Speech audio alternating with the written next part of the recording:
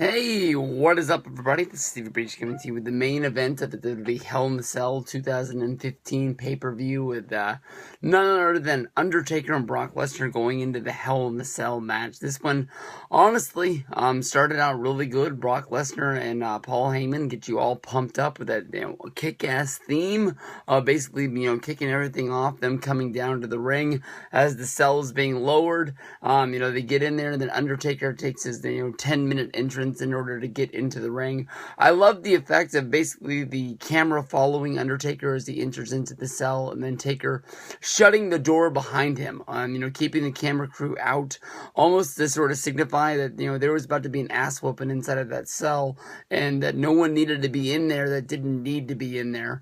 And that's basically what happened, right off the very beginning. These guys start to fight, really going at each other, and they're fighting in the ring. They go out of the ring. They're using the cell. They're hitting each other, with everything that they have. Brock Lesnar gets thrown into the ring post by the Undertaker.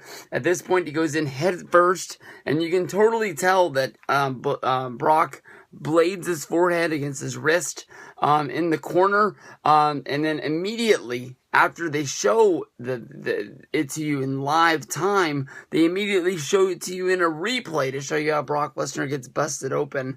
If you're ever looking for a way to get caught blading, this is exactly how you do it. And if you were following Brian Alvarez on Twitter, Brian Alvarez was immediately talking about the news of everything that was going on backstage as the show was going on, basically saying that, Vince was going bananas.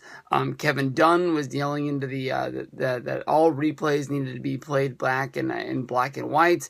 Vince was just, going crazy. This is things that he's made promises to all different people all over wrestling, whether if they're people that are backing him, whether if it's people that is investing in him, whether if it's people that are, sponsoring him, this sort of thing is not, taking place in wrestling anymore. With what I thought was going to be Undertaker's last match, I can understand that Taker would sort of take it into his own hands to go out his own way, having the best match that he could. If you could think about the story that Batista tells on the Chris Jericho podcast, talking about the fact that he thought that he needed to get a little bit of color in a cage match on Monday Night Raw against Chris Jericho. You just got it. Is Vince even going to say anything? This is Brock. This is Taker. This is two of the biggest guys that he has in his company, but he has to take a stand, or anybody is going to start thinking that they can start doing this, taking it back to the old days.